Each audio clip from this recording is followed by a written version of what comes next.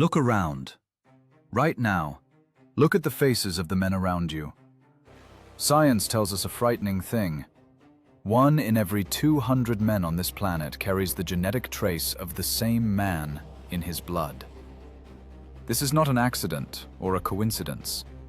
It is a genetic scar left by the most massive act of violence in human history.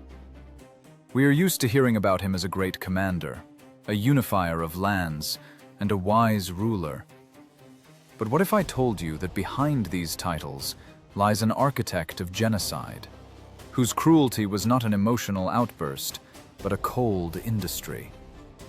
In this video, we will descend into history's darkest corners.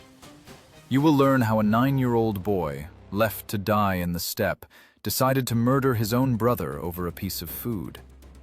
We will tell you why the expression, "measured against the wagon axle," made entire nations freeze in terror, and why the governor of a wealthy city paid with his life by receiving a gift of molten silver poured directly into his eyes. But the most terrifying part lies in the details that aren't written in school textbooks. What fate did he prepare for the wives and daughters of his enemies? Why did biology become a weapon of mass destruction for him? And how did the binge drinking of a single man save all of European civilization from total extinction? Get ready. We are going to destroy the romantic myth and show you the true face of the man who wanted to erase the borders of the world in order to rewrite them with his own blood. Watch until the very end, because the conclusion of this story concerns each of us personally. Look around, right now. If you are in a crowded subway car, in an office, or in a busy square, look at the faces of the men passing by. Statistics are stubborn, cynical, and absolutely ruthless. Scientific data tells us that 1 in every 200 men on this planet carries an identical genetic marker in his blood. This is not a random mutation. This is not a mistake of nature. This is a scar. It is the echo of a single Y chromosome that began its triumphant march across the continent 8 centuries ago, erasing borders, nations, and dynasties. 16 million men. Think about that number. That is more than the population of many European countries. This is a living monument that breathes, goes to work, and raises children, never suspecting that their existence is the result of the most massive act of violence in human history. We are accustomed to measuring the greatness of conquerors by kilometers of captured lands or tons of looted gold. Alexander the Great left cities behind him. Napoleon left laws. But the man we will talk about left us. He rewrote the code of humanity. Literally. Welcome to a reality where biology becomes a weapon of mass destruction. Many historians like to paint the image of a noble savage, a unifier of tribes. Forget about that. We are looking at an architect of genocide. The system built by Temujin, who later became Genghis Khan, had nothing to do with the chaotic cruelty of barbarians. It was an industry. Cold, calculated, efficient. When his Tumans entered a defeated city, they didn't just loot, they conducted selection. It was Darwinism, raised to the rank of state policy. Women of defeated nations were not viewed as people. They were trophies, a resource, incubators for the new world the Khan was building. This was not a question of lust. Lust is an emotion, and emotions are for the weak. For the Mongol war machine, it was a question of pragmatism. How do you destroy an enemy so that he never raises his head again? Kill his soldiers? Not enough. Burn his homes? They will build new ones. You need to erase his identity. You need to ensure that the next generation, born on the ashes, speaks your language and carries your blood. It was forced assimilation at the cellular level. Imagine this conveyor belt. A city has fallen. Smoke obscures the sun, turning day into twilight. The men who dared to resist, or simply had the misfortune of being taller than a wagon's linchpin, are already dead. Their bodies fertilize the steppe. And then the distribution begins. The most beautiful, healthy, and noble women are selected for the Khan and his sons. This is the elite. The second grade goes to the commanders of 10,000 and 1,000. The rest are given to the common soldiers. This is not the chaos of drunken soldiery. It is a bureaucratically calibrated procedure, written in unwritten and later quite concrete laws of the great Yasa. Every such wedding was a death sentence for an entire lineage. The moment a Mongol warrior took a woman into his tent, he didn't just satisfy an instinct. He replaced the genetic code of the defeated people with his own. Thousands of years of evolution, unique facial features, eye color, predisposition to the arts or crafts of conquered civilizations. All of this dissolved into the dominant gene of the steppe. Like ink poured into a glass of clear water, the water inevitably turned black. You might ask, how is a human being capable of this?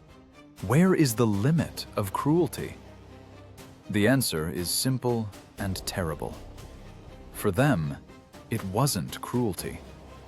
You don't consider a farmer cruel for breeding the best livestock and getting rid of the weak, do you? Genghis Khan looked at humanity exactly like that, as a herd that needs a shepherd with a firm hand and a long whip. The greatest pleasure, these words are attributed to him, is to defeat your enemies, to chase them, to rob them of their wealth, to see those dear to them bathed in tears, to clasp to your bosom their wives and daughters. Does that sound like the bravado of a maniac? No. It is the honest admission of a manager who sees a woman only as an instrument of power. It is absolute dehumanization raised to a cult. And this cult worked. Fear of this fate opened city gates faster than siege engines. Rumors flew ahead of the Mongol cavalry. Fathers killed their daughters just so they wouldn't fall to the people with hellish faces. But even death was not always salvation from the desecration of memory. We often ask ourselves the question, what is the price of progress? We admire the safe trade routes that would later link East and West. We talk about diplomacy, paper money, the first global world, Pax Mongolica. But the foundation of this world is mixed with the blood and broken destinies of millions of women whose names history did not even preserve. Their voices are drowned out by the thunder of the hooves of the victorious army. They remained only as silent numbers in the genetic reports of modern laboratories. But to build such a machine, to shut off everything human inside oneself and turn into a function, into a living sword, one needs a reason. People are not born with hearts of ice. Monsters are not made from a good life. To desire to possess the whole world and reshape it to fit yourself, you need to survive a loss that burns the soul to the ground. You need to experience such fear and such humiliation that only two paths remain: to die in the dirt or to become death itself. Look at the map of Eurasia.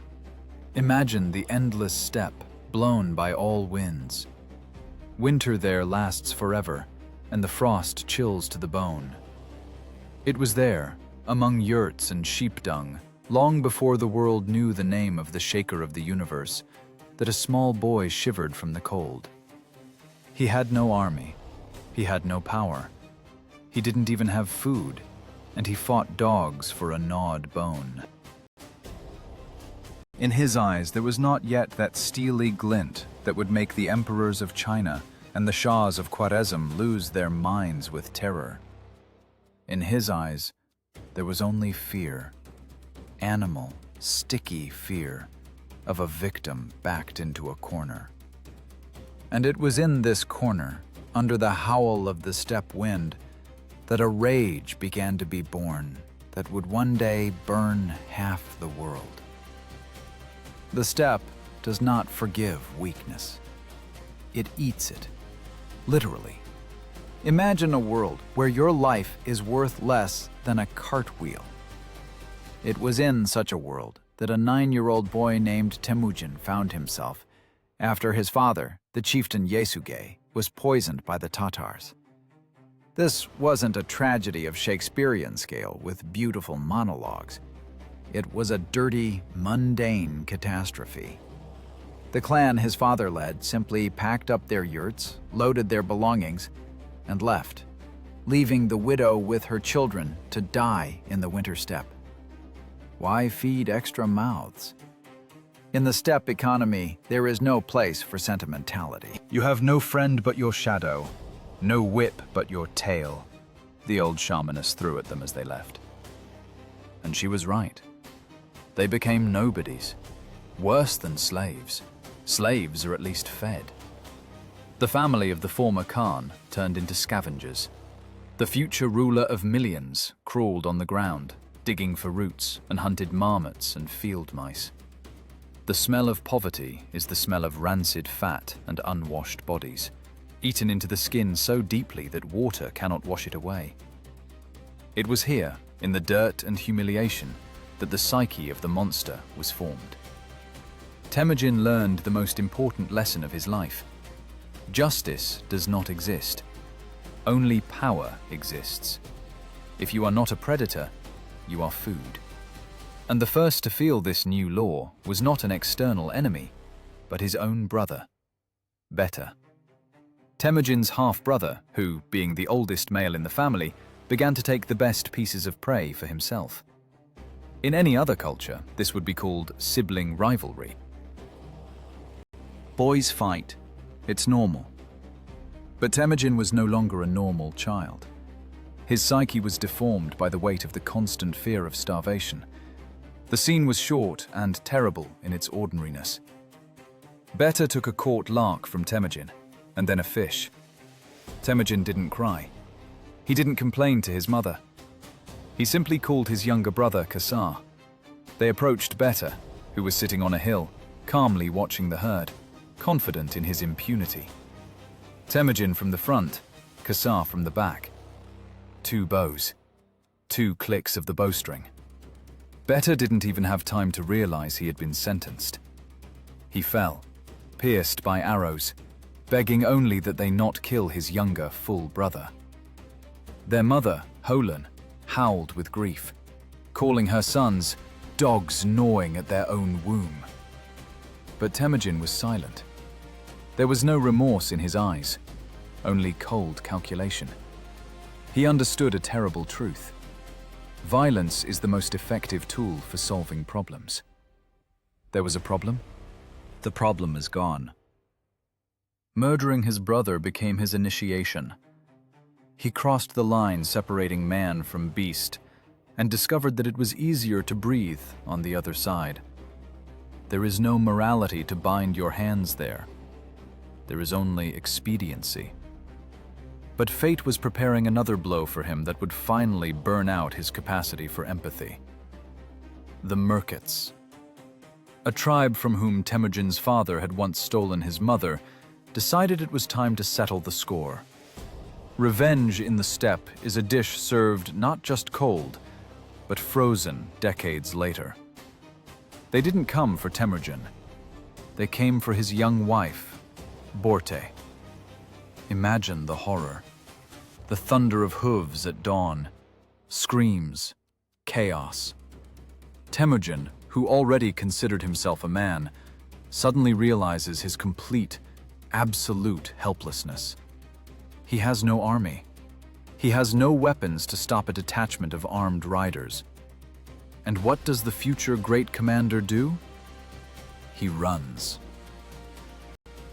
He jumps on his horse and flees into the mountains, to the saving forests of Burkhan Khaldun. He leaves his family. He leaves his wife. Borte is hidden in a cart, but the Merkits find her. They take her as a trophy, as a thing, to give as a concubine to their warriors. And Temujin sits in the thick of the forest, trembling with fear, listening as they take his woman away. 3 Merkits chased him, circling the mountain 3 times, but they couldn't catch him in the dense thicket. Cowardice? A modern person would say yes, but from Temujin's point of view, it was the higher mathematics of survival. A dead hero cannot take revenge. A dead hero cannot get back what is his. Only the living, even if humiliated, have a chance. For 9 days he hid in the forest, feeding only on his own hatred and prayers to the mountain. When he came down, he was a different man. The boy who could run away died in the forests of Burkhan Khaldun. A paranoiac returned. Temujin realized that solitude is death, but trust is also death. The world around is an endless threat. To survive, you need to become that threat. You need to become someone who is feared more than hunger, more than the Merkits, more than evil spirits. It was at this moment that his doctrine was born. Never, under any circumstances, allow yourself to be a victim. If destroying half of humanity is required for this, then that is the price of safety. The abduction of Borte became the catalyst. It wasn't just a personal insult. It was proof that the chaos of the steppe needed to be ordered. His wife was somewhere out there right now, in a stranger's yurt, subjected to violence because that is the law of power. And Temujin decided to rewrite this law. He decided to become the only source of power in this world. He needed allies, but not friends. Friends are betrayed in the steppe. He needed accomplices. He goes to Jamuka, his sworn brother from childhood, and to Togrul, the Khan of the Karates, his father's old ally. He comes to them not as a supplicant, but as an investor investing his rage in their ambitions. He gives Togrul a sable coat, everything he had left of Borta's dowry. It was a gesture of despair and a brilliant political move. The coat bought him an army. Together they fell upon the Merkits. It wasn't a battle, it was a punitive operation. Temujin searched for his wife, hacking through living flesh. When he found her, she was pregnant. Whose child was it? His or the Merkits?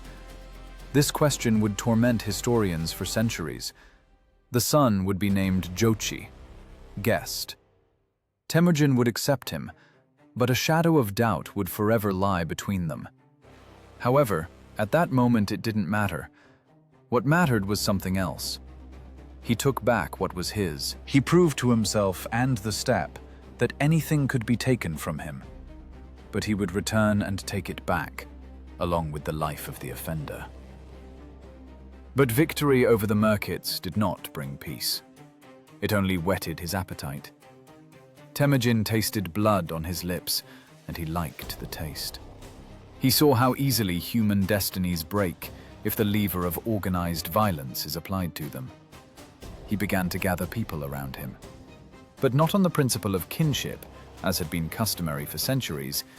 He spat on pedigrees. He needed those who knew how to kill and obey. Outcasts like himself flocked to him. People without a past. People with nothing to lose. Shepherds, runaway slaves, thieves. He gave them a purpose. He gave them structure. He told them, "Follow me, and you will eat meat every day. Betray me, and you will envy the dead." It was a social elevator powered by the energy of pure cruelty. Temujin was creating a new community, bound not by the blood of ancestors, but by the spilled blood of enemies. Thus, step by step, out of a downtrodden boy hiding in the bushes, the architect of an empire grew. His trauma didn't heal. It festered and turned into armor. He no longer felt the pain of other people because his own pain filled all the space inside. The world for him was divided into two categories: those who submitted, and those who must die. There was no third option. And somewhere out there, on the horizon, the yurts of the Tatars were already looming, the very ones who poisoned his father. The wind carried the smell of burning. Temujin looked east, and his eyes were empty and cold, like the winter sky of Mongolia. The mechanism of revenge was launched, and only death could stop it. The year 1202. The wind in the steppe changes direction. If before it carried the smells of sheep flocks and hearth smoke, now the air was saturated with the metallic taste of inevitability. Temujin marches on the Tatars, the very ones who poisoned his father, the very ones who had been the hegemons of the steppe for decades, enjoying the patronage of the golden empire of Jin. For any other Khan, this would be just a war for pastures or a blood feud. Loot, kill a couple of chieftains, take the women, and leave. But Temujin doesn't think in terms of raids. He thinks in terms of a final solution. The victory over the Tatars was total. The enemy army was crushed, their camps surrounded. And here happens what will forever separate Temujin from all previous steppe leaders. He gathers a council, but not to discuss the division of spoils.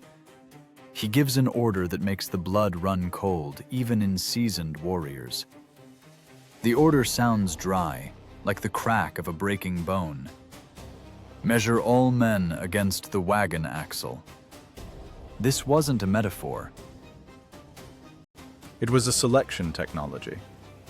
Prisoners were led to a wagon wheel. The axle is about a meter off the ground. If your head was above the linchpin, you died. A sword cut the lifeline instantly. This meant death for all adult men, for all old men, for all teenagers who had already managed to feel like warriors. Only children were left alive. Little boys who didn't yet remember their fathers' names, didn't know the history of their clan, and wouldn't be able to take revenge. Why such cruelty? Why not sell them into slavery? Why not force them to work? The answer lies in Temujin's pathological need for security. A slave can run away. A slave can start a rebellion. A dead Tatar will do nothing. And the little children? Children are a blank slate. They were distributed among Mongol families. They were raised as their own.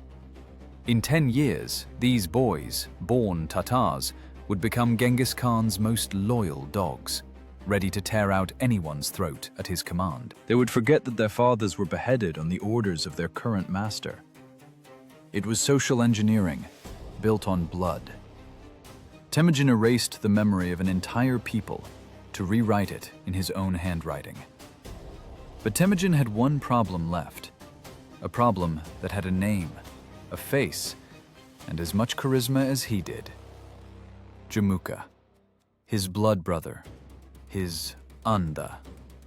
Once, as children, they exchanged knucklebones on the ice of a frozen river and swore eternal loyalty.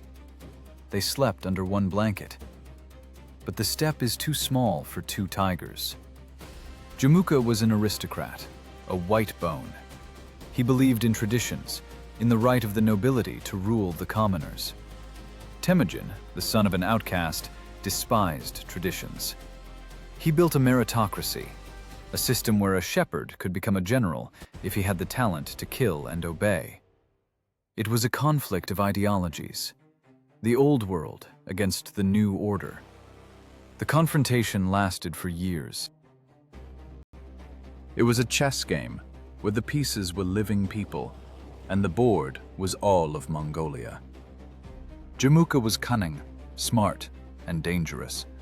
He even defeated Temujin in early battles, and there are reports that he boiled prisoners in cauldrons, trying to intimidate the supporters of his sworn brother. A mistake. Fear didn't scare people away from Temujin. It only convinced them that Jamuka could not be reasoned with. The denouement came suddenly, and, ironically, mirrored Temujin's philosophy. Jamuka was betrayed by his own men. His warriors, deciding that their master's star had set, tied him up and brought him to Temujin's camp, expecting a reward. They thought they had brought a gift. They were wrong. Temujin looked at the bound traitors and uttered a phrase that became a sentence. How can one trust those who raised a hand against their natural Khan? The traitors were executed immediately, before Jamuka's eyes. Loyalty for Temujin was a currency more valuable than gold. Even loyalty to an enemy he valued higher than treachery in his favor. Then came the final conversation of the two blood brothers. Sources may romanticize this moment, but the essence is conveyed correctly. Temujin offered Jamuka his life. He offered him to become the second in the empire, to forget the past, to return under one blanket. But Jamuka was too proud and too smart. He knew there can be only one sun in the sky, and in Mongolia, only one Khan. If you spare me, Jamuka said, I will be a louse on your collar, a thorn in your boot. I will be an eternal symbol of an alternative, and the dissatisfied will always flock to me. Kill me, but kill me without spilling blood, so that my spirit does not leave my body and remains a protector of your descendants. It was a request for a dignified death, an aristocrat's death. Temujin granted it.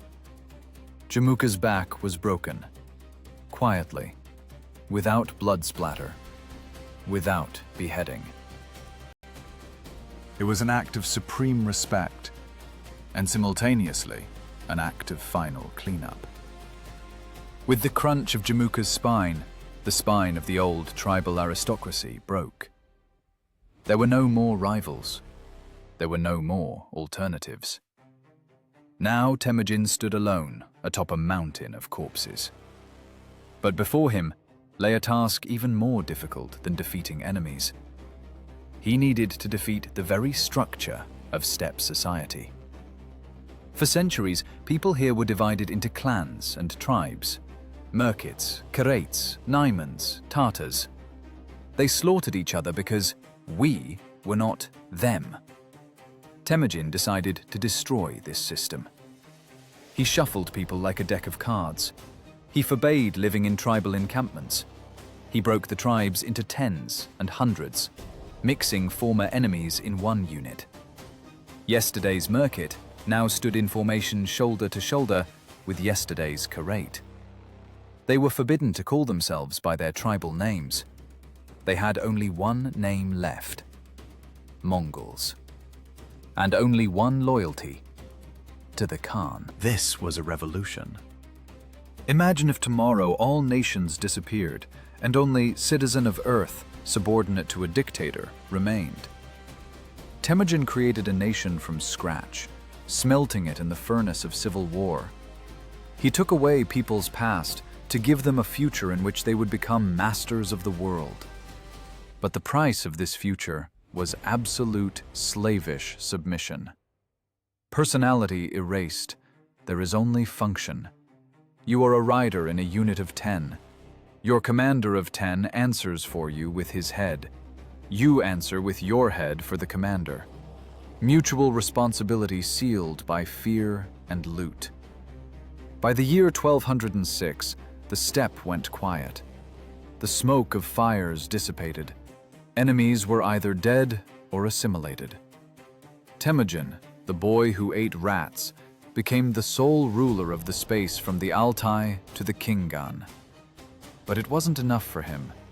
He understood that this machine he had assembled from human material could not stand still. It only works on the fuel of war. If it stops, old grievances will surface, and the structure will fall apart.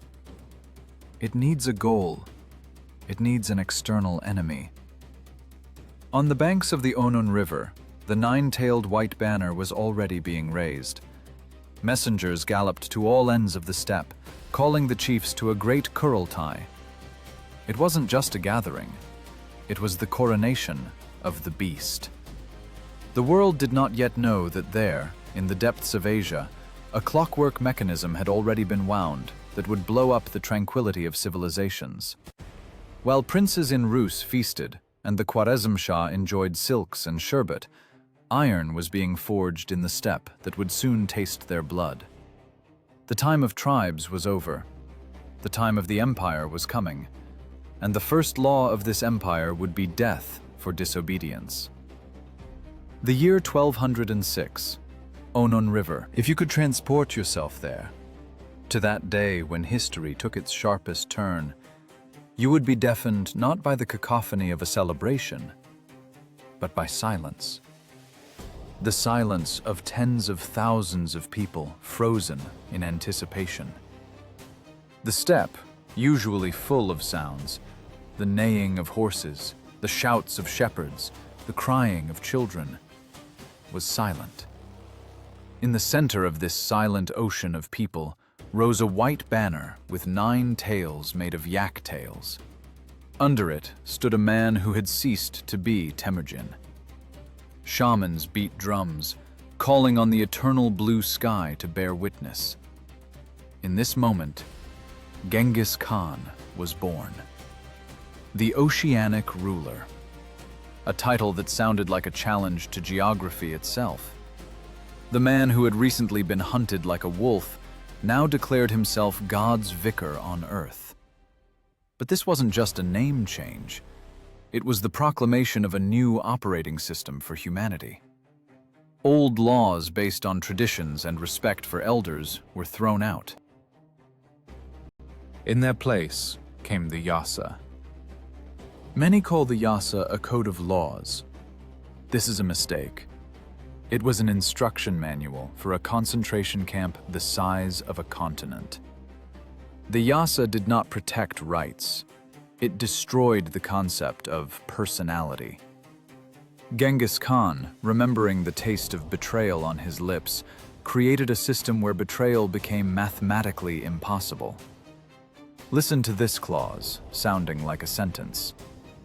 If one runs from a group of 10, all 10 are executed. If the whole 10 runs, the entire 100 is executed. Think about this arithmetic of death. It isn't just cruelty. It is a brilliant psychological move. Genghis Khan bound his warriors with invisible chains that were stronger than iron. Your comrade on the right is not just a friend. He is a hostage of your bravery. And you are a hostage of his. You cannot run because then your brothers will be killed. You cannot let him run because then you will be killed. In this system, everyone became an overseer for everyone else. Fear of the enemy on the battlefield paled before the fear of letting down one's unit. This turned yesterday's shepherds, accustomed to a free life, into monolithic phalanxes moving as a single organism. The Yasa regulated everything. How to slaughter cattle, how to receive guests, how to wash clothes. It was forbidden to wash in running water so as not to anger the spirits. Even hygiene was subject to mystical fear. For adultery, death. For stealing a horse, death. For lying, death. The list of crimes was short, and the punishment uniform. The sword. Genghis Khan burned out crime with a hot iron. They say that after the introduction of the Yasa, a virgin with a sack of gold could walk from one end of the empire to the other, and not a single hair would fall from her head. Perfect order. The order of a graveyard. But the whip was only one side of the coin. There was also a carrot, the likes of which the world had never seen. Meritocracy. The rule of the worthy. In feudal Europe or China, to become a general, you had to be born in silks, have a long pedigree, and the right last name. In Genghis Khan's empire, it didn't matter. You could be a slave's son, a blacksmith, or a horse thief. If you were smart, cruel, and loyal, you flew to the very top. Look at his best commanders. Jebe, the man who once almost killed Genghis Khan, by shooting an arrow into his neck. Instead of executing the daring archer, the Khan took him in, appreciating his accuracy and honesty. Years later, Jebe would become one of the greatest tacticians of the era. Subutai, a blacksmith's son who, by birthright, should have spent his whole life forging horseshoes. In Genghis Khan's system, he became a strategist who would crush the armies of China, Persia, the Caucasus, and Rus, commanding tens of thousands of riders. It was an army where every soldier carried a marshal's baton in his saddlebag. This created fanatical loyalty. People understood the Khan was the only guarantor of their rise. Without him, they were nobodies. With him, they were masters of the world. Temujin turned social envy into military fuel. The army structure was perfected. Tens, hundreds, thousands, tumens, 10,000. No tribal anarchy.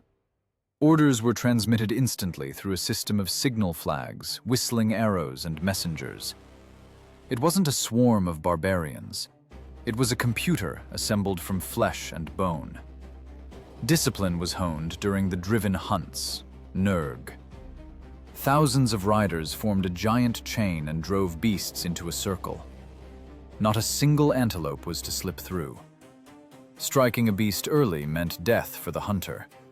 Letting a beast escape meant disgrace. That is how they learned to surround enemy armies. For Mongols, war became simply a hunt for different game. Humans run slower than antelopes and die just as easily. All this colossal construction was a projection of one man's internal trauma. Little Temujin, who was left to die, who feared every rustle, grew up and built a fortress state. A state where everything is controlled, where there are no surprises, where any chaos is stopped by death. His empire was his psychological defense, grown to the size of a continent. He wanted to control the world so that the world could never again hurt him. By the end of the year 1206, the machine was assembled. It hummed with impatience.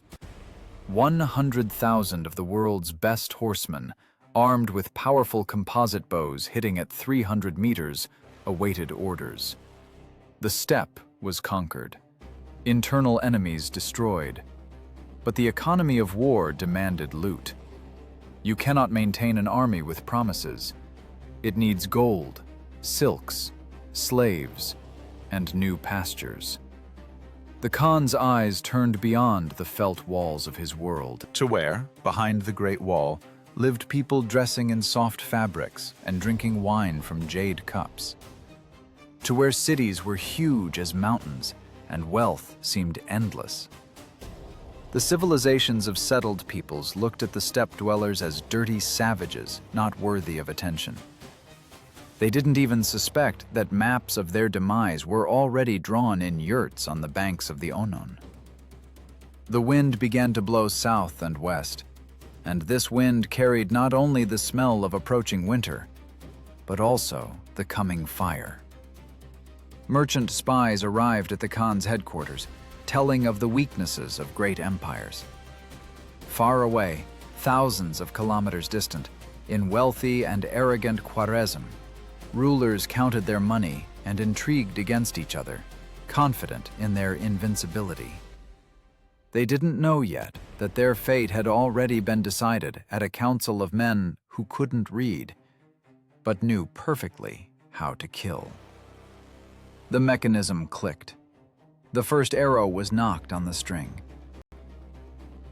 History froze in anticipation of the release, and the pretext for the beginning of the end of the world would not be a great battle, but one diplomatic mistake made by a greedy governor of the distant city of Otrar.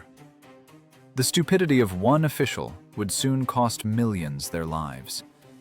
In history, there are moments that seem insignificant until they bring the world crashing down to hell. The wrong turn, the wrong word, or, as in our case, greed masked as vigilance. The year 1218, A huge caravan approaches the gates of Otrar, a sparkling pearl on the edge of the Khwarezm Empire. 450 merchants, 500 camels loaded with silver, gold, Chinese silk, sable furs, and mysterious medicines. This wasn't an army. It was a hand extended for a handshake. Genghis Khan, having just conquered northern China, looked west. He didn't want war. He wanted trade. He wanted his share in the endless river of money of the Silk Road. His message to the Sultan of Khwarezm, Muhammad, was deceptively simple. I am the master of the lands of the rising sun, and you are the master of the lands of the setting sun. Let there be a firm treaty of friendship and peace between us. Sounds reasonable? To us, yes. But to the arrogant eyes of the Khwarezmian elite, it was an insult. Who is this dirty nomad to call himself equal to the shadow of Allah on earth? To them, Mongols were savages drinking blood and not washing their clothes.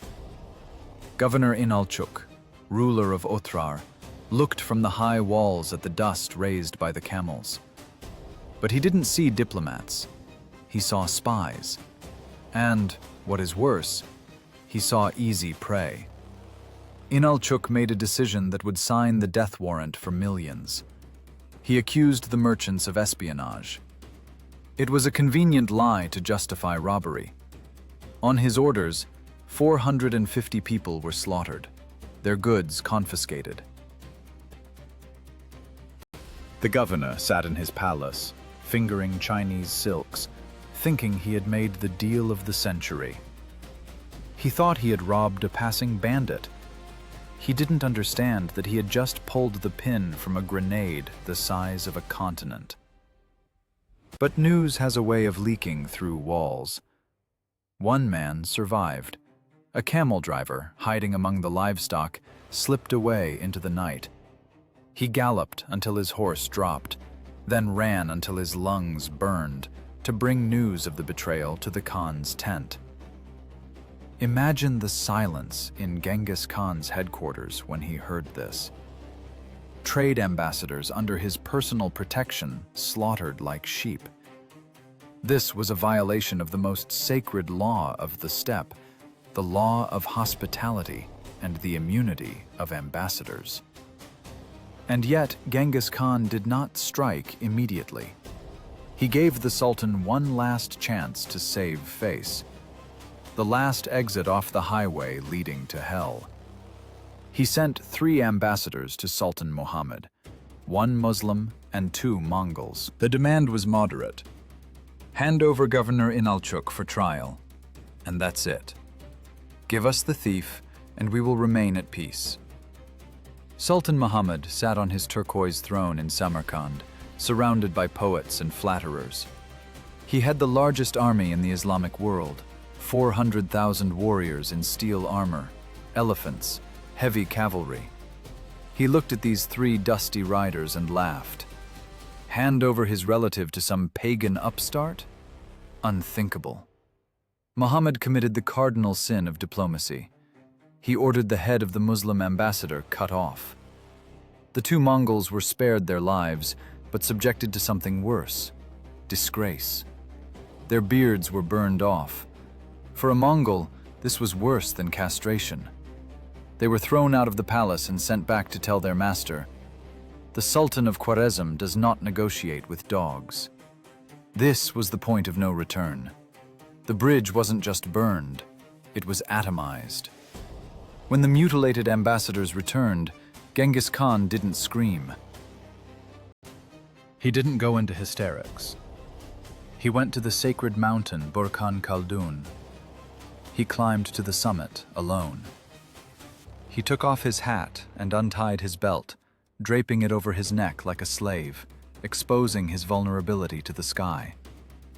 For 3 days and 3 nights, the scariest man on earth stood on his knees on bare rock and wept. He spoke to the eternal blue sky. "I did not seek this war," he whispered. "It was started by others. Give me the strength for revenge." When he came down from the mountain, his face was calm. But it was the calmness of a loaded gun. The time for diplomacy was over. The time for politics had expired. The order sent to the tribes was short. Saddle your horses. This wasn't a raid for loot anymore. It was a sacred vengeance. The empire machine, the assembly of which we watched in previous years, roared to life. It was total mobilization. Blacksmiths forged arrowheads day and night. Women sewed felt boots for the winter crossing through the mountains. Spies, real ones this time, flooded the bazaars of the West, spreading rumors about a demonic army outnumbering the stars in the sky. Genghis Khan gathered about 150,000 men against the Sultan's 400,000? On paper, it was suicide. But numbers lie. The Sultan's army was a patchwork quilt of mercenaries and slaves who hated their master. The Khan's army was a single organism driven by a terrible purpose. They weren't going to conquer lands. They were going to execute a sentence. And in the marble palaces of Samarkand and Bukhara, the nobility continued to feast. They read poems about the moon and nightingales. They believed in their thick walls and untold riches. They laughed at reports of approaching barbarians. They didn't understand that the definition of war had changed. Sultan Muhammad made a fatal strategic mistake. Instead of gathering his huge army into a single fist and crushing the Mongols in the open field, he scattered his troops among city garrisons. He turned his army into police squads guarding walls. He thought the Mongols would break their teeth on Otrar's fortifications and go home. He judged them by the standards of wars he knew. He didn't know that Chinese engineers were riding with the Mongols. People who knew how to build catapults, capable of hurling 100-kilogram stones. People who knew how to mix gunpowder and oil. The Mongols brought siege technologies the Islamic world had never seen. They brought not just swords, they brought mathematics and chemistry. The caravan of death began its slow movement west. It was a snake of iron and muscle stretching for kilometers. The earth shook, not metaphorically, but literally. Seismographs, if they existed, would have gone crazy. And at the head of this avalanche rode an old man with cat-like eyes. He no longer needed gold. He needed Inalchuk. He needed Muhammad. He wanted to see their cities burn until the smoke blocked out the sun. In Otrar, Governor Inalchuk checked the locks on the gates. He recounted grain stocks. He felt safe. He had walls. He had soldiers.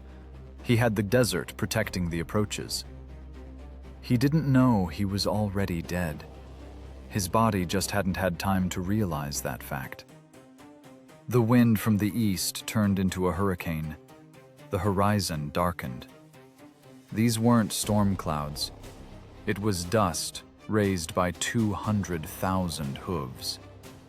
The shadow of the great Khan fell on the civilized world. And in that shadow, there was no room for mercy. Only a cold, methodical dismantling of civilization, brick by brick, life by life. The mistake of one arrogant man was about to be paid for with the blood of an entire empire. The first arrows whistled into the wooden gates of Otrar. The siege began. But this was only the overture. The real symphony of horror was yet to come. Otrar held out for 5 months. 5 months of hell locked in a stone sack. While Governor Inalchuk counted the days until the arrival of reinforcements that would never come, the Mongols methodically dismantled his hopes, like a butcher dismantling a carcass. They didn't hurry. They had time. When a traitor, and in such stories there is always a traitor, opened the gates hoping for mercy, the massacre didn't happen immediately. The Mongols simply entered, like water filling the hold of a sinking ship. Inalchuk retreated to the citadel. He fought to the last, throwing bricks from the walls when the arrows ran out. But they took him alive. Genghis Khan didn't need a corpse. He needed a lesson. Legend, or perhaps the most terrible historical fact of that era, says that the governor's execution was an act of black irony. Inalchuk loved precious metals? He killed ambassadors for silver? Well, the Khan was generous. You hungered for this metal so much, so receive it in full. Perhaps these were the words spoken as molten silver was poured into the eyes and ears of the defeated governor. It wasn't sadism for pleasure. It was a bureaucratic stamp on a property deed. The silver hardened, turning the official's head into a gruesome mask, screaming about what happens to those who confuse the wool of a Mongol sheep with their own pocket. But Otrar was just a warm-up. The Mongol death machine moved on into the heart of Central Asia, and the world learned a new word: kashar. This word sounded scarier than plague. Kashar is a living shield. The Mongols rounded up peasants from surrounding villages and prisoners from previously captured cities and drove this crowd before them onto the walls of the next fortress. Imagine you are standing on the wall of Bukhara. You are holding a bow, and below, in the dirty crowd screaming with terror, driven by Mongol whips, you see your brother. Your father, your neighbor. To shoot a Mongol, you must first kill your own kinsman. It was psychological vivisection. The defenders went mad. They lowered their weapons, and the Mongols, hiding behind the backs of the doomed, rolled up siege towers and battering rams. It was the height of cynicism and the height of efficiency. Why lose expensive, trained veterans if you can spend the enemy's free resource? For Genghis Khan, people outside the Yasa were simply biomass, consumable material, like sand for filling a moat. Bukhara, the center of Islamic learning, the dome of Islam, fell in a few days. A city that had accumulated wisdom for centuries turned into a slaughterhouse. Mongol horses trampled priceless manuscripts of the Quran, using them as bedding in stables set up right inside mosques. It was here, in the congregational mosque of Bukhara, that Genghis Khan ascended the minbar, the preacher's pulpit. He looked at the trembling elite of the city, at the rich merchants and mullahs, and spoke words that forever changed the theology of war. I am the flail of God. If you had not committed great sins, God would not have sent a punishment like me upon you. He absolved himself of responsibility. He is not a murderer. He is a force of nature, an instrument in the hands of providence. From that moment on, any resistance to him became a struggle against God. Then came the turn of Samarkand, the pearl of the East. The city walls were defended by a garrison of 100,000 men, 20 war elephants. It seemed this stronghold couldn't be taken in a year. But Samarkand fell on the 5th day. Why? Because fear had already done all the work. The garrison, Turkic mercenaries, decided they could make a deal with their nomad brothers. They opened the gates and came out to surrender, hoping to join the victor's army. Genghis Khan accepted their capitulation. And then he gave a sign. 30,000 soldiers of the garrison were surrounded and slaughtered in 1 hour. No one survived. The Mongols didn't need traitors. Someone who betrayed once will betray a second time. The city's inhabitants were driven into the fields. Selection began. Artisans to Mongolia. Young men into the Kashar for the next siege. Women into slavery. The rest, expendable. Pyramids of severed heads grew at crossroads like monstrous monuments to the new order. And where was the great Khwarezm Shah Muhammad? The one who promised to grind the Mongols into dust? He ran. The ruler of half of Asia turned into a hunted hare. Genghis Khan didn't waste time on a personal chase. He unleashed his iron dogs, Generals Jebe and Subutai. 20,000 riders received an order, not to loot, not to capture cities, but only to chase. Chase one man. It was the grandest hunt in history. Muhammad darted around his dying empire. He arrived in a city demanding fresh horses and saw only terror and contempt in the eyes of his subjects. He fled further, and on his heels, lagging only a day behind, came the smoke and thunder of Subutai's tumans. He abandoned his family. He abandoned the treasury. He abandoned the army. The finale of this tragedy was pathetic. Once a powerful ruler, the shadow of Allah, died on a small leprous island in the Caspian Sea. He didn't even have a shroud. He was wrapped in the dirty shirt of one of his few remaining servants. He died of pleurisy, of hunger, and of the realization that he had single-handedly destroyed his world with one diplomatic mistake. Meanwhile, the Mongols were changing the landscape. Literally. Khwarezm was an oasis, a blooming garden in the middle of the desert, thanks to a complex system of irrigation canals. The Mongols didn't just burn cities. They destroyed dams. They filled in canals. The water left, and the sands advanced. Where peaches and grapes grew yesterday, today the wind blew. They destroyed the infrastructure of life. Urgench, the capital of Khwarezm, resisted the longest. The Mongols' rage was such that they diverted the riverbed of the Amu Darya to flood the city. They drowned the ruins along with the defenders. It was a war of annihilation, not just of people, but of the habitat itself. Blooming Central Asia was thrown back centuries in development. Libraries burned, scientists died or became slaves. The Great Silk Road now passed through a graveyard. At the Khan's headquarters, they tallied the results. It wasn't a victory. It was a clearing of territory to zero. The air smelled of burning and decaying flesh, but the machine didn't stop. The inertia of death was too great. To the west lay new lands, new peoples who did not yet know that their fate was already written in blood on the walls of Samarkand. And in distant Mongolia, the aging Genghis Khan understood. His time was running out. But the mechanism he created was capable of working forever. Even without him. Especially without him. August, the year 1227, the land of the Tanguts. The air here is dry and dusty. It scratches the throat. But the man lying in the campaign tent hardly feels it anymore. The most terrible conqueror in history, the shaker of the universe, is dying. Not by the sword of an enemy, not in an epic duel worthy of a Hollywood finale.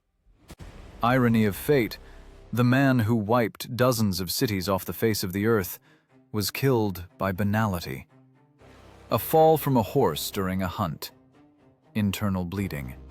A slow fading. The world froze. Kings and sultans, whom rumors of the Khan's illness reached, prayed to their gods, hoping that along with the breath of this old man, the nightmare covering Eurasia would disappear. They thought the Mongol Empire was just a big gang held together by the charisma of one leader. The leader dies, and the wolves will tear each other's throats out. Such was the law of history. That is how the empires of Attila and Alexander fell apart. But the civilized world made a fatal mistake. It didn't understand that Genghis Khan left behind not just heirs. He left a system. The Khan's death became the first test of this system's durability, and it worked with frightening efficiency. Genghis Khan's funeral turned into a special operation with no parallel in level of secrecy and cruelty. The body was transported to his native steppes, to the mountain Burkhan Khaldun. But this wasn't a funeral procession. It was a cortege of death. Any person encountered on the path, shepherd, traveler, accidental witness, was immediately killed. "Go and serve our master in the next world," said the warriors of the escort, lowering their swords. No one was to know where the one who owned half the world would rest. Legends say that thousands of horses were driven over the fresh grave to level the ground. They say a riverbed was changed so that water would hide the burial place forever. And then, to close the circle of silence, they executed those who built the grave. And then they executed those who executed the builders. The secret became absolute. We still don't know where he lies. Genghis Khan dissolved into the steppe, becoming its spirit, its wind, its eternal threat. But while the body cooled in the earth, the empire's mechanism continued to rotate without even slowing down. Messengers with paisa, golden tablets of authority, continued to gallop from the Yellow Sea to the Caspian. Taxes were collected. Garrisons stood on the walls. The census continued. The empire proved it was bigger than its creator. At the Kurultai of the year 1229, Ogadai was elected the new Great Khan. The third son. Why him? After all, there was the furious Chagatai, keeper of the Yasa. There was Tolui, a brilliant military man, his father's favorite. But Genghis Khan was a visionary. He knew that Chagatai was too cruel and would start a civil war. Tolui was too straightforward. The empire needed a diplomat. Ogadai was known for his generosity and, let's be honest, his love for wine. He was the compromise that suited everyone. "I will rule so that the people live in peace, and burdens do not fall on your shoulders," Ogadai promised, distributing treasures from his father's treasury. It seemed a thaw had come. The Mongols began building their first stone capital, Karakorum. In the middle of the steppe rose a city with palaces, churches, mosques, and a famous silver fountain in the shape of a tree, from which flowed wine, kumis, and mead. Europe exhaled. The new Khan drinks and builds fountains? Wonderful. That means the war is over. Oh, how wrong they were. While Ogadai enjoyed power and alcohol, the real brain of the empire worked in the shadow of the throne. A man who didn't know the word enough. Subutai. The old, ferocious dog of Genghis Khan, one-eyed and covered in scars, unfolded maps on a table in Karakorum. Maps whose existence European monarchs didn't even suspect. While the knights of Europe practiced in tournaments, Mongol scouts already knew the depth of rivers in Hungary, the number of warriors in Poland, and the political squabbles of Russian princes. Subutai came to Ogadai with a plan so ambitious it took one's breath away. He proposed not just a raid. He proposed the Great Western Campaign. The goal, to reach the last sea, the Atlantic. "Our father bequeathed us to conquer the whole world," Subutai said. "Mongol horses have not yet drunk water from the Rhine." It was a bureaucratic project for the end of the world. No improvisation. Forage stocks were calculated. Routes for 150,000 riders were determined. Every soldier was ordered to have needles, thread, an awl, and rope.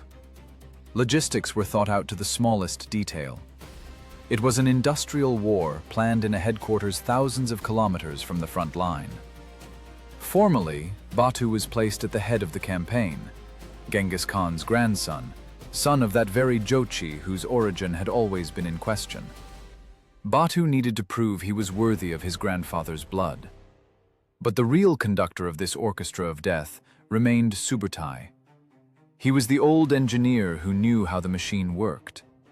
And he knew that Europe was a patchwork quilt of proud but disjointed kingdoms, incapable of uniting even in the face of the apocalypse. The year 1235. The Subutai makes the decision. The die is cast. The army begins to gather. The earth starts shaking again, but this time the epicenter shifts to the west. The wind blowing in the faces of Russian princes and Hungarian kings becomes colder. They feel this cold, but attribute it to the weather. They don't know it is the breath of a dead man. Genghis Khan died, but his will, encoded in the laws of the Yasa and in Subutai's tactical schemes, is alive. The ghost of the great steppe rose from the grave and mounted the saddle again. This time, he won't stop until his horse's hooves touch the ocean's surf. The world thought the worst was behind them, but the truth was that Genghis Khan had only laid the foundation, and the walls of the prison for the peoples of Europe were yet to be erected by his heirs. And they had all the tools for it: siege engines, discipline, and absolute icy indifference to human life. The flywheel turned. Next stop, Ryazan, Kiev, Legnica. The Western world, used to considering itself the center of the universe, was preparing to become the periphery of the Mongol Ulus. The winter of the year 1237 became not salvation for Rus, but a sentence. We are used to thinking that General Frost is always on the side of the Russians, that he breaks the backs of invaders, from Napoleon to Hitler. But the Mongols were not ordinary invaders. For them, frozen rivers became not barriers, but ideal ice highways. Along the beds of the Volga, Oka, and Dnieper, death raced faster than messengers screaming for help. Ryazan fell first. The princes proudly answered Batu's ambassadors, "When we are gone, everything will be yours." The Mongols took this offer literally. The city wasn't just burned, it was gutted. Archaeologists excavating layers from that era find bones with arrowheads stuck in them, and traces of saber blows that cut collarbones down to the middle of the chest. This wasn't a war of armies, it was a biological species cleanup. Then came the turn of Kiev, the mother of Russian cities. The golden-domed capital turned into a mass grave. Imagine the Church of the Tithes, packed so tight with people there was no room to breathe. Women, children, old men climbed into the choir loft and onto the roof, hoping the temple walls would protect them. But the walls couldn't withstand the weight of the terror-stricken crowd and the blows of battering rams. The church collapsed, burying the last inhabitants of Kiev. When the smoke cleared, 200 houses remained of the Eastern European metropolis, and mountains of corpses that no one was left to clear away. The path to the west was open. Europe, dozing in its feudal squabbles, suddenly woke up to the thunder coming from the east. But they still didn't understand what they were dealing with. European knights, clad in heavy armor, raised on tournaments and codes of honor, looked at the Mongols as a dirty horde that would be easily scattered by the mere sight of Christian banners. It was a clash of two eras. A clash of the heavy, clumsy past with the maneuverable and ruthless future. Subutai's genius shone here in all its brilliance. He split his army. It was a violation of all canons of European military science. One must not divide forces in the face of the enemy. But Subutai knew what he was doing. One corps went to Poland to distract the northern neighbors. The other, the main one, under Batu's command, moved into Hungary. It was a blitzkrieg 700 years before the appearance of tanks. April, the year 1241. Battle of Legnica.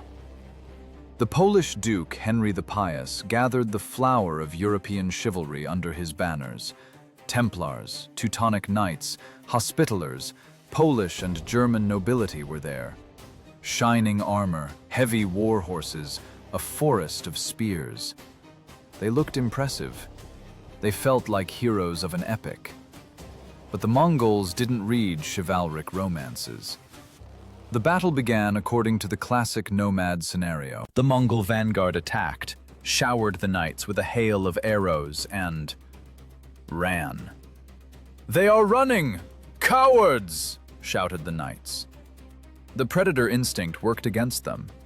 The heavy cavalry, breaking formation, rushed in pursuit, stretching out across the field, getting stuck in the mud. They thought they were chasing game, but in reality, they were climbing into the jaws of a trap. Suddenly, the fleeing Mongols turned around. Fresh forces struck from the flanks. And then happened what the Europeans called devilish sorcery. The Mongols lit smoke bombs, mixtures of manure, fat, and gunpowder. The battlefield was covered in acrid, choking smoke. The knights were blinded. In this chaos, coughing and losing orientation, they became easy prey. The Mongols pulled them off their horses with lassos like sacks of grain and finished them off through the gaps in their armor with thin daggers. Duke Henry tried to escape, but they caught him. They cut off his head, put it on a spear, and showed it to the defenders of Legnica Castle. It was a language understood by everyone without an interpreter. Your god is dead. Your defense has collapsed. More than 25,000 Christian warriors died that day. But this was only a diversionary maneuver. The real catastrophe was unfolding in Hungary, on the Saho River. King Bela IV was confident. He occupied a convenient position on the bank, guarding the only bridge. He had numerical superiority. But he forgot he was fighting not against people, but against engineers. Subutai built pontoon bridges downstream at night, moving part of the troops to the Hungarian rear. And in the morning, when the king was preparing for the battle for the bridge, the Mongols used artillery. Catapults and ballistae, which were usually used only for besieging cities, were rolled right out onto the battlefield. This was a tactical revolution. Huge stones and pots of burning oil flew into the dense ranks of Hungarian crossbowmen guarding the crossing. "They cleared the path with thunder and lightning," wrote a chronicler. The Hungarian army found itself encircled. The Mongols didn't attack head-on. They simply surrounded the camp and began methodically shooting it up with arrows, staying out of range. It was a shooting gallery. The knights darted about inside, unable to reach the enemy. And then Subutai used his favorite psychological trick. He left a golden bridge. He intentionally left one road free, unblocked by troops. It was an exit. Hope. The Hungarians, losing the will to resist, dropped their weapons and armor to run light. They thought they were saving themselves. In reality, they turned into a running target. A running man doesn't resist. It's convenient to kill him in the back. The Mongols chased them for several days, strewing the road with corpses. The earth was so soaked with blood that grass didn't grow on the Mohi plain for another year. After the battle came the time for accounting. The Mongols were pragmatists. They needed reporting for the Khan. But how do you count 60,000 corpses? Heads are heavy and rot quickly. So they introduced a new currency of reporting: ears. The victors walked the field, cutting off the right ear of every killed enemy. 9 large sacks. 9 sacks stuffed with human ears were sent to Batu Khan as proof of work done. In these sacks lay the ears of counts, bishops, barons, and simple militiamen. To the Mongol knife, all ears were the same. Europe's class distinctions were annulled with one stroke of a blade. Europe lay in ruins. Chivalry, as a military force, ceased to exist in a single spring. The myth of the invincibility of ironclad crusaders was trampled into the mud by the hooves of short Mongol ponies. Panic seized the continent. Holy Roman Emperor Frederick II wrote letters to the English king begging for help. but no one wanted to send troops to the slaughter. In churches from London to Rome, a new prayer was added. A furore normanorum libera nos, Domine. Didn't work anymore. Now they whispered, "From the fury of the Tartars deliver us, O Lord." The path to the last sea was clear. Vienna trembled. Italy prepared for evacuation. There were no walls, no armies left capable of stopping Subutai. Mongol patrols already saw the Adriatic Sea. It seemed the history of Christian civilization was coming to a finale. Subutai planned the invasion of the Holy Roman Empire for the winter of the year 1242. He had already mapped out routes for his tumans. The Western world hung by a thread, and that thread was ready to snap. But fate, which had favored the Mongols for so long, suddenly decided to play a cruel joke. Salvation came not from the prayers of the Pope, and not from the swords of knights. Salvation came from the east, with a single messenger who rode a dozen horses to death to bring news capable of stopping the apocalypse.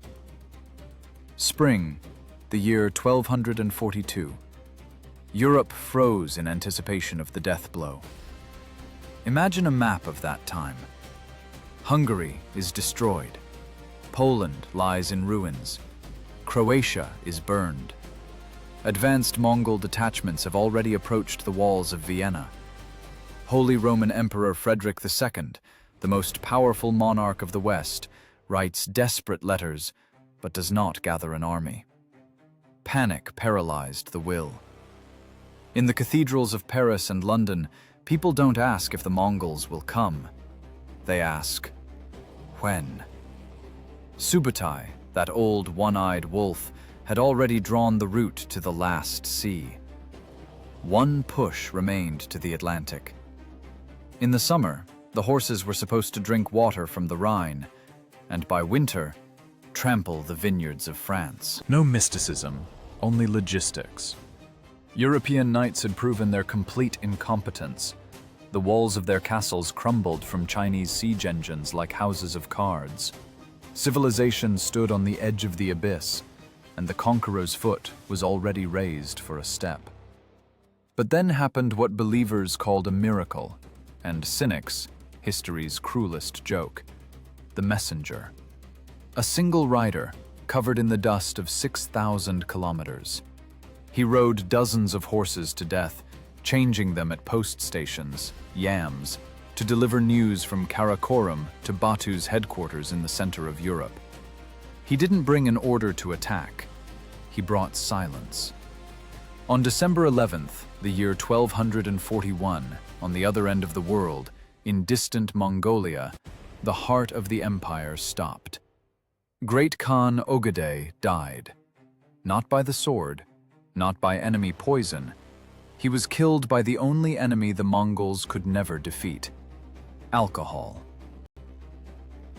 Ogedei was a kind ruler, a generous friend, but he drank wine just as his father drank the blood of enemies, without measure. Chagatai, keeper of the Yasa, even assigned a special official to him to limit the number of cups drunk. Ogedei obediently agreed to drink fewer cups, but ordered his personal cup to be made twice as big. Irony worthy of an epitaph. The man who owned half the world lost the battle to his own liver. For us, this is a historical anecdote. For Batu and Subutai, it was a catastrophe. According to Genghis Khan's Yasa, the death of the Great Khan stops everything.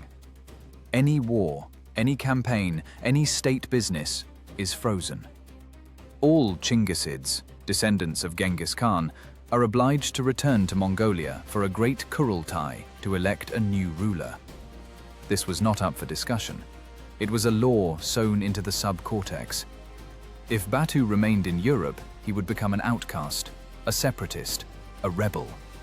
He would lose his right to vote in the division of power, and power in Karakorum was more important than all the riches of Paris and Rome combined.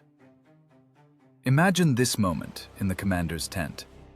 Subutai, a genius of war, holds in his hands a plan for conquering the universe. He has an army at peak form. He has an enemy on its knees.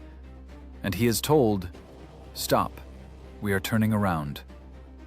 The greatest military operation in history was cancelled due to a voting procedure. The Mongol army turned around. It was like a receding tsunami. Just now they were here, ready to swallow the world, and now they are gone. They left not as fugitives, but as predators called by their master. On the way back, so as not to go empty-handed, they passed with fire and sword through Serbia and Bulgaria, simply on the way. But Europe was saved. Western chroniclers couldn't believe their eyes. They wrote that the Mongols were driven away by the power of prayer, that angels appeared to them, that the Pope himself turned the darkness back with his word. They didn't know that they were saved not by God, not by knightly valor, and not by the strength of walls. Western civilization was saved by the binge-drinking of one man in the distant Asian steppe. If Ogedei had lived another couple of years, Notre Dame Cathedral would likely have been turned into a stable, and a governor's yurt would stand on the ruins of the Vatican. We often look for great meanings in history. We want to believe that good conquers evil, that progress is inevitable. But the history of the Empire of the Scar teaches us otherwise. Everything can be decided by chance. A microscopic blood clot, an extra cup of wine, and millions of lives. Entire cultures and languages get a right to exist that they shouldn't have had by the logic of war. Europe remained alive, frightened, humiliated, bled dry, but alive. The Mongols went east, leaving behind a strip of scorched earth and fear that ate into the genetic memory of Europeans for centuries. The word Tartar became synonymous with hell. But the physical presence of the empire was no more. The apocalypse emergency brake worked. But in leaving, the Mongols didn't disappear. They simply changed the form of their presence. The military machine transformed into a political and economic noose. Batu didn't go to the Kurultai personally. He was too smart and afraid his competitors would poison him. He stopped at the Volga. There, in the lower reaches of the great river, he stuck his golden spear into the ground and said, "Here will be my home." Thus the Golden Horde was born, a state that would become a shadow hanging over Eastern Europe for 300 years. Instead of direct rule, remote control. Instead of garrisons in every city, a system of labels and tax collectors, baskaks. Want to rule? Get permission from the Khan. Want to live? Pay a tithe. It was a racket on a state scale. The Mongols built an ideal parasitic system. They didn't waste energy on occupation. They simply siphoned resources using fear as the main tax collection tool. The wind of history died down. The dust settled. Grass began to grow on the sites of fires. Survivors crawled out of forests and caves, looking at the empty horizon with distrust. They began to rebuild houses, bear children, and write chronicles in which Mongols turned into demons from the underworld. But the world was no longer the same. It had become smaller. It had become one. And although the Mongols didn't reach the Atlantic, they broke the barriers separating humanity for thousands of years. The empire retreated, but left a scar. And this scar began to heal, turning into something amazing. Into roads, into trade routes, into the exchange of ideas. Paradoxically, this failed end of the world became the beginning of globalization. The Mongol world, Pax Mongolica, covered Eurasia with a dome of brutal but safe order. The sword was sheathed, and the time came for merchants, diplomats, and genes. Because the seed sown by war had already sprouted, forever changing the face of humanity. When the dust from the hooves that settled on half the globe finally cleared, humanity found itself in a completely new reality. We are used to looking at the Mongol invasion as a catastrophe, as a black hole in history that threw civilization back. But let's be honest and cynical, like pathologists. If we discard the mountains of skulls, burned libraries, and destroyed dynasties, what remains in the bottom line? Globalization remains. The first real, brutal globalization. Historians call it Pax Mongolica, the Mongol Peace. It sounds like a mockery, considering the price at which it was bought, but it was a fact. For the first time in history, huge spaces from the Yellow Sea to the Black Sea, from the Siberian taiga to the Indian jungles, were under the administration of a single authority. Borders, customs, petty princes robbing caravans, all this disappeared. In their place came the dictatorship of law and logistics. Remember the legend of the maiden with the golden dish? They said a young, beautiful woman could take a dish full of gold coins and walk from Khanbalik, modern Beijing, to Crimea, and not a single person would dare touch either her or the gold. Why? Because fear of the Yasa was stronger than greed. Genghis Khan and his descendants created a zone of absolute security. But it was the security of a prison yard, where order is maintained not by conscience, but by the inevitability of punishment. Along these safe roads, laid on the bones of millions, flowed not only silks and spices, ideas flowed along them, technologies, inventions. It was the internet of the 13th century. Europe, locked in its dark corner, suddenly got access to Chinese engineers, Persian astronomers, and Indian mathematicians. Gunpowder, the compass, paper money, the printing press. All these technologies that would soon allow the West to dominate the world came via Mongol post roads. Columbus would sail to America holding a compass invented in China, dreaming of finding a path to the land of the Great Khan, described by Marco Polo. Without Genghis Khan, there would have been no age of discovery. But globalization always has a side effect. Open borders let through not only merchants and philosophers, they let through death. Mongol trade routes became ideal highways for the plague. The Black Death, originating somewhere in the depths of Asia, used Mongol infrastructure to reach Europe. The siege of Kaffa in the year 1346 is the moment biology became a weapon again. Golden Horde Khan Janibeg, unable to take the Genoese fortress, ordered catapults to be loaded with the corpses of people who died of the plague. He threw death over the walls. Genoese ships fleeing this hell brought rats, fleas, and the bacillus to Europe, which would kill a third of the continent's population. It was Genghis Khan's last, posthumous arrow. His empire, even while disintegrating, continued to reduce the planet's population, now by the hands of microbes. However, the deepest mark left by the shaker of the universe is not written in history textbooks. It is written inside us, in every cell. We return to where we started, to biology, to statistics, to genetics. Genghis Khan's empire fell apart. The Golden Horde disappeared. The Yuan fell. The Ilkhanate dissolved into the sands. The palaces of Karakorum turned into ruins overgrown with grass. But there is a monument that cannot be destroyed. It is 16 million men living today who carry the unique star cluster marker in their Y chromosome. It is the genetic echo of that very boy Temujin, who once shivered from cold in the steppe and swore he would never be weak again. He defeated death in the most reliable way known to nature. He multiplied. His drive for security through domination led to him becoming the forefather of a huge part of humanity. Think about this paradox. The greatest killer in history became one of the most successful creators of life. We look at modern inhabitants of Central Asia, China, Russia, Eastern Europe, and see facial features formed by that great mixing of blood.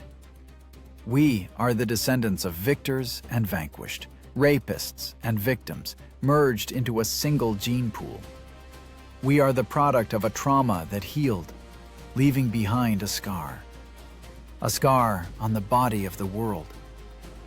Genghis Khan showed us a terrible truth about civilization.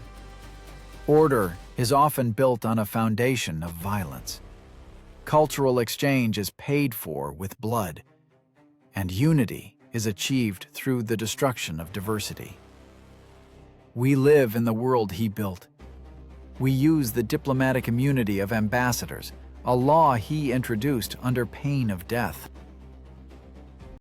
We live in a global world, the prototype of which he created with fire and sword. So who is he? A bloody demon who broke out of hell to punish humanity? Or a ruthless surgeon who, without knowing it, performed a painful but necessary operation, uniting disjointed organs into a single organism of world history?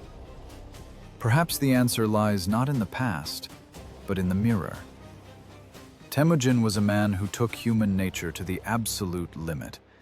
He showed what the will of one man is capable of, multiplied by animal fear and cold calculation. He proved that the world can be changed. The question is only the price.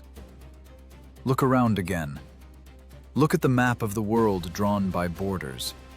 Look at the news feeds. Listen to politicians talk about a new world order. Do you hear it? It's not just politics. It is the distant echo of hooves on frozen ground. It is the shadow of a man who realized that if you don't control chaos, chaos controls you. The story of the scar is finished, but the wound he inflicted on time will never heal. Because we are that wound.